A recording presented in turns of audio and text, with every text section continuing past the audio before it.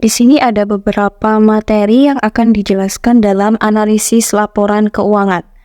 Sebelumnya, saya akan menjelaskan mengenai apa itu analisis laporan keuangan. Analisis laporan keuangan adalah proses mengevaluasi informasi yang terkandung dalam laporan keuangan sebuah perusahaan untuk memahami kesehatan keuangan, kinerja, dan posisi perusahaan. Yang pertama ada jenis dan komponen laporan keuangan, di mana jenis dan komponen laporan keuangan ini ada 5. Yang pertama ada neraca, yang kedua ada laporan laba rugi, ketiga ada laporan perubahan modal, yang keempat ada laporan arus kas, yang kelima ada laporan catatan atas laporan keuangan.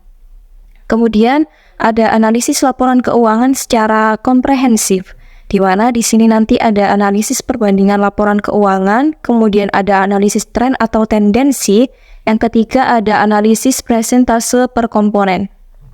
Lalu ada break-even point atau yang disingkat dengan BEP, di mana BEP ini adalah titik di mana total pendapatan sama dengan total biaya, sehingga tidak ada laba atau rugi yang diperoleh.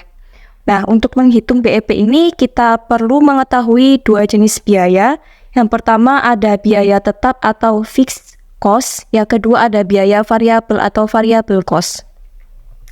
Lalu ada rasio likuiditas. Rasio likuiditas adalah ukuran yang digunakan untuk menilai kemampuan suatu perusahaan dalam memenuhi kewajiban jangka pendeknya menggunakan aset lancar yang dimilikinya.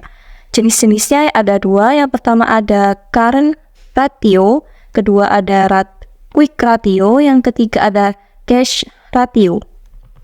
Lalu ada rasio solvabilitas, di mana pengertian dari rasio solvabilitas adalah ukuran yang digunakan untuk menilai kemampuan jangka panjang suatu perusahaan dalam memenuhi kewajiban finansialnya. Jenis-jenisnya ada rasio utang terhadap ekuitas, kemudian ada rasio utang, rasio cakupan bunga, dan rasio ekuitas. Lalu ada rasio aktivitas, yakni kelompok rasio keuangan yang digunakan untuk mengukur efisiensi perusahaan dalam mengelola asetnya untuk menghasilkan pendapatan. Dan jenis-jenisnya itu ada, yang pertama ada perputaran persediaan, kemudian ada perputaran piutang, perputaran total aset, perputaran aset tetap, periode penagihan rata-rata, days inventory outstanding, kemudian ada siklus operasi. Selanjutnya ada rasio profitabilitas, di mana pengertian dari rasio profitabilitas adalah kelompok rasio keuangan yang digunakan untuk mengukur kemampuan suatu perusahaan dalam menghasilkan laba relatif terhadap penjualan aset atau ekuitas. Jenis-jenisnya ada margin laba kotor, margin laba bersih, return on asset, return on equity, margin laba operasi, return on investment, earning per share. Lalu ada rasio keuangan bank, yang artinya adalah alat yang digunakan untuk menilai kesehatan keuangan dan kinerja bank. Rasio ini membantu dalam mengevaluasi berbagai aspek operasional bank, termasuk likuiditas, profitabilitas, efisiensi, dan manajemen risiko. Lalu yang selanjutnya ada analisis sumber dan penggunaan modal kerja, di mana pengertiannya yaitu analisis sumber dan penggunaan modal kerja adalah suatu pendekatan yang digunakan untuk memahami bagaimana sebuah perusahaan ini mengelola modal kerja atau working capital dalam operasionalnya.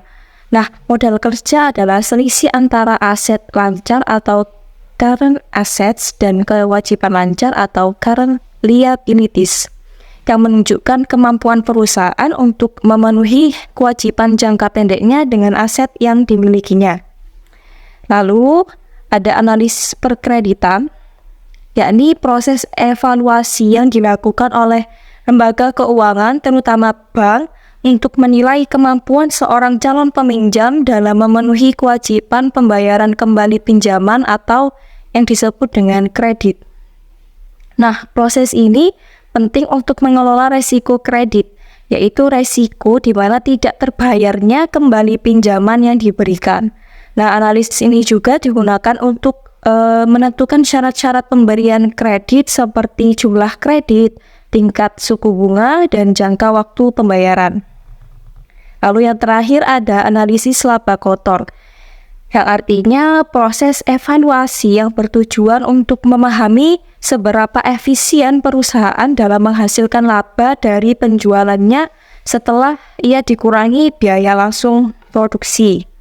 Nah, laba kotor, pengertian dari laba kotor sendiri adalah salah satu indikator yang penting dari kinerja operasional perusahaan dan memberikan wawasan tentang efektivitas, strategi harga, dan manajemen biaya produksi.